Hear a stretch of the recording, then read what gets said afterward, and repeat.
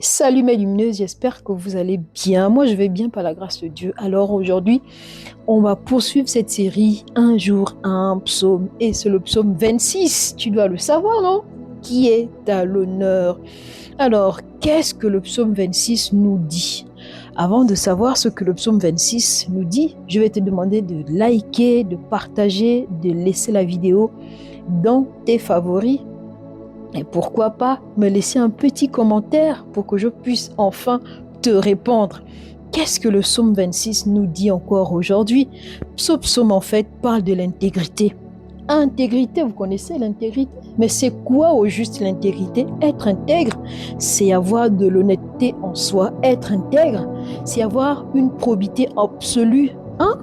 C'est ça l'intégrité, être sincère. Vous connaissez la sincérité? Voilà, la personne qui se dit intègre doit avoir en elle une sincérité absolue. Ok? On dit que quiconque veut marcher avec Dieu doit être intègre. Tu veux marcher avec Dieu, ma lumineuse? Sois intègre, parce que c'est ça, ça fait partie des caractères même de Dieu, l'intégrité. Donc on nous dit ici que si tu veux marcher avec Dieu, il faut être intègre. C'est le psaume 26 qui nous le dit.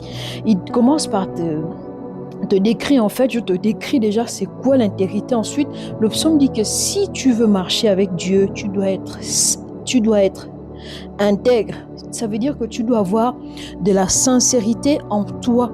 Et ici, c'est David, en fait, qui demande à Dieu d'examiner sa personne, d'examiner ce qu'il est, d'examiner son état d'âme, d'examiner son esprit, d'examiner lui-même.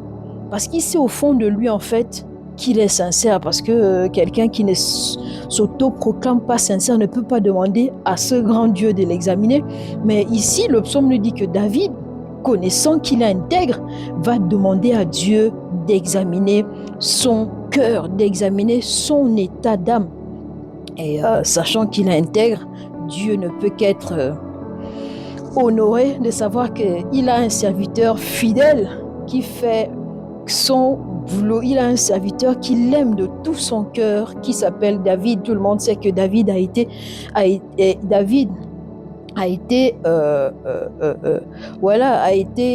l'homme selon le cœur de Dieu. Il a été choisi. David, c'est quelqu'un, c'est ce serviteur-là qui a été aimé et qui est même aimé de Dieu, si on peut le dire comme ça. Et Dieu a finalement examiné son cœur et il s'est rendu compte que si David est quelqu'un, je parle au présent parce que pour moi ça existe toujours. Donc David, c'est quelqu'un d'intègre. Donc, et qu'est-ce que David va nous dire ici? David nous dit que pour être intègre, qu'est-ce qu'il faut faire? Il ne faut pas fréquenter des personnes qui manquent d'intégrité quand même. Il ne faut pas fréquenter par exemple des menteurs, sinon tu ne seras plus sincère, sinon tu manqueras d'honnêteté. Parce que si on dit qu'être intègre, c'est être honnête, c'est que tu ne devrais pas fréquenter des personnes qui manquent d'honnêteté, des personnes menteurs, sinon tu perds le crédit de l'intégrité, d'accord? Donc ici, le psaume vient nous dire qu'il faut être intègre, il faut être sincère pour marcher selon Dieu. Ici, le psaume vient t'interpréter, vient t'interpeller en disant que ma lumineuse, si tu veux être proche de ton Dieu, si tu veux que toi, tes prières soient agréables à Dieu, que tes prières soient acceptées, sois sincère, sois surtout intègre.